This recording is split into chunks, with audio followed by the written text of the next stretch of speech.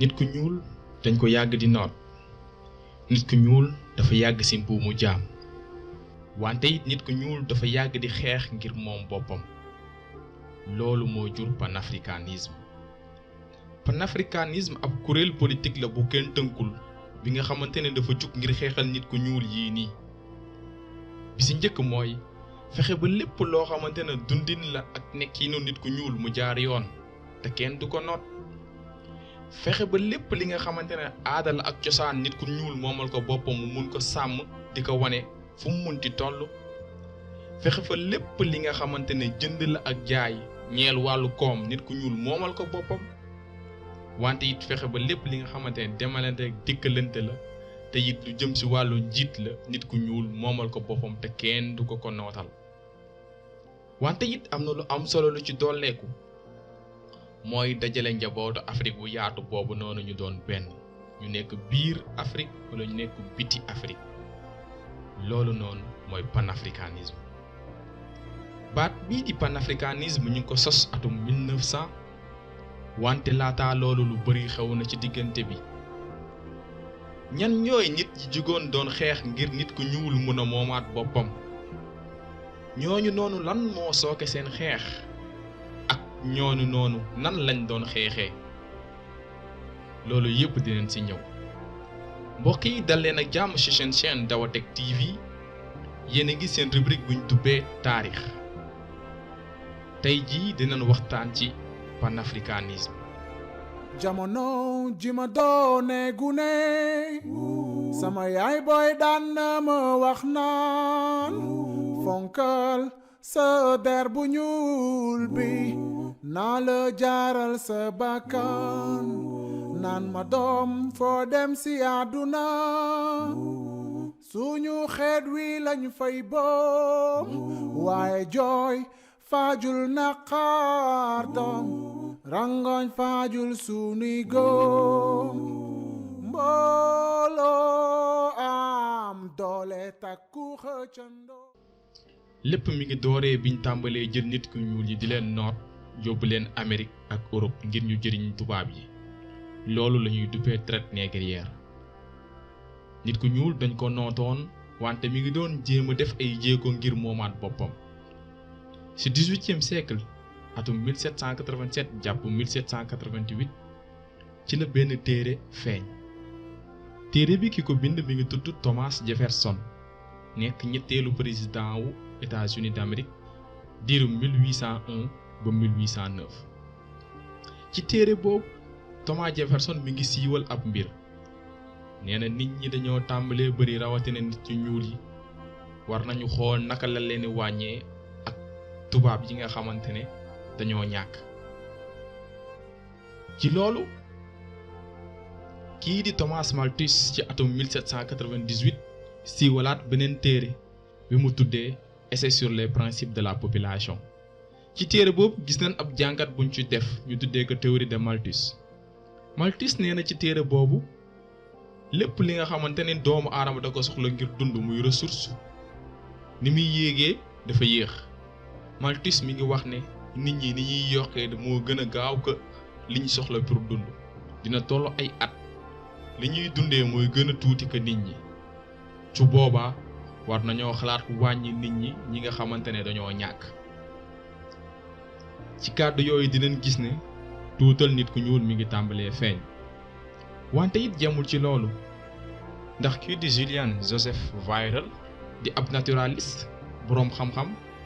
dafa siiwal atum 1801 benn téere buñ duppee histoire naturelle du genre humain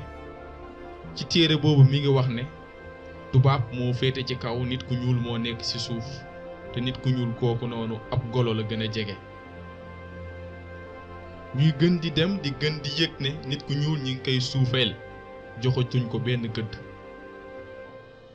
loolu yépp nit ku ñuul di ko dund mu metti lool wante ci jeexalinu 18e siècle ci la ab xeex bu rëy tàmbali ca Haïti jamono jooju ñu ngi ko tuddee woon Saint-Domingue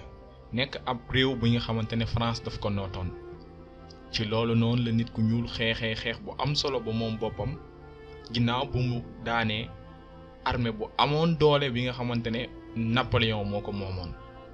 Haïti nag moo nekk dëkk bi njëkk bi nga xamante ne ay nit yu ñuul lañ fa nekk xeex ba moom seen bopp ñu tuddee ko République noire d'Haïti.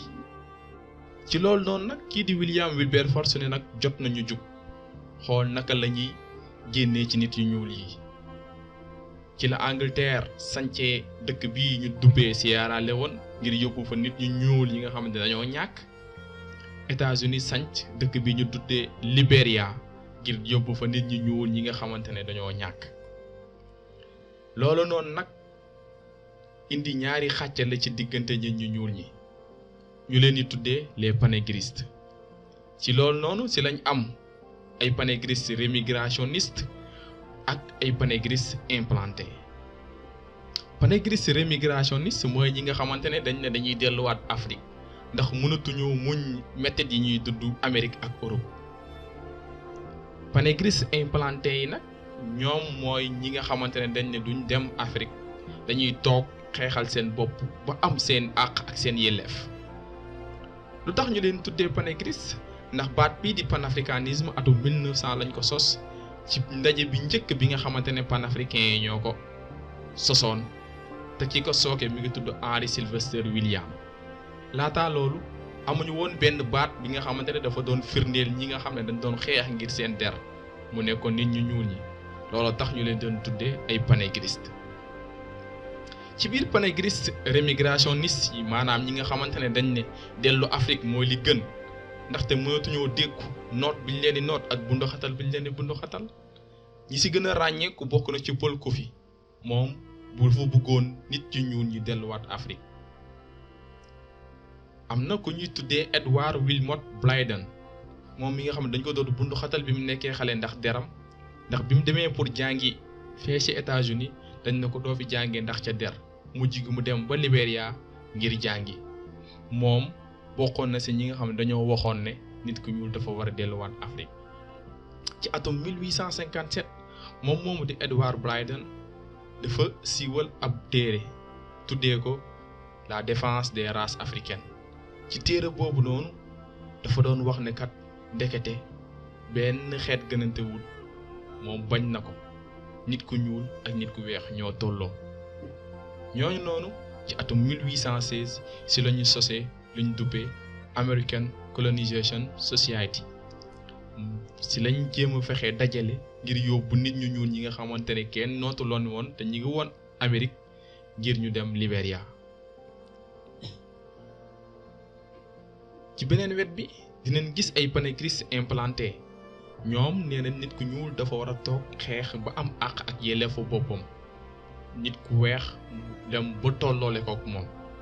ñooñu ñoo nekkoon Amérique Caraïbes ak Antilles. ci ñi si gën a fës am na kuñ dubbee James Forten mu nekkoon koo xamante ne dafa doon yëngu si njënd ak jaay amoon ko pour l'or. keneen ki ñu ngi koy dubbee Frederick Douglass moom moo nekk nit ku ñuul ku njëkk ki nga xamante ne dafa bëggoon nekk vice-président aux États-Unis ci atum 1872. ci ginnaaw gi ci la lëkkaloog benn nit ku weex ku ñuy tuddee William Lord Garrison bi nga xamante ne dafa moomoon ab journal boo xamante ne ci la doon wax lépp loo xamante ne ñi ngi ko doon def nit ku ñuul lépp loo xamante ne ñi ngi ko doon bundu xatal nit ku ñuul. journal boobu lañ doon sukkandikoo ngir siiwal ko. keneen ki tamit koo xamante ne bindikat la woon ci ñi gën a ràññee ko ñi nga xamante ne dañoo waxoon dañuy toog bokk na ci David Walker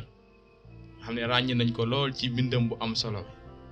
ñooñu noonu ñoo doon wax ne nit ku ñuul dafa war a xeex ngir tollooleeg boppam ci àq ak yelleef ak tubaab yi. ci ginnaaw loolu dund bi ñu doon dund fële ci Amérique dem ba commencé amee ay jafe-jafe ci la njiitu réew mii di Haïti ñu naan ko Fabre Gefrard wax ne kat nit ñu ñuul yi mun nañu ñëw ci Haïti ngir am fa jàmm. ki nga xamante ne moom la ñuy wax James Theodore Oly bokkoon na ñi nga xam ne ñoo doon dox loolu ngir jëlee nit ñu ñuul yi yóbbu leen fële ci Haïti. ginnaaw buñ fa demee nag dund bi metti woon na lool ndaxte amuñu woon xaalis te liñ fa doon dund dafa doon jéggi dayoo. ci lañ waxee ne nag dañuy jug delluwaat Afrique wala ñu delluwaat Asie ngir sanc loo xamante ne ñoo ko moomal seen bopp waxee duñ bokk ak benn tubaab fu ñuy nekk ñooñu la ñuy duppee les black nationalisme ñi ci gën a fës ci black nationalisme mooy ñi doon wax les radicaux ñi nga xam ne dañoo bañoon a bokk tubaab yi fi ñuy nekk bokk na ci Henry Garnet mi nga xamante ne moom moo sanc American Civilization Society loolu noonu nag bi mu sancee American Civilization Society ci lañ dellee Liberia tabax fa ab industrie bu mag bi nga xam ne dafa doon defar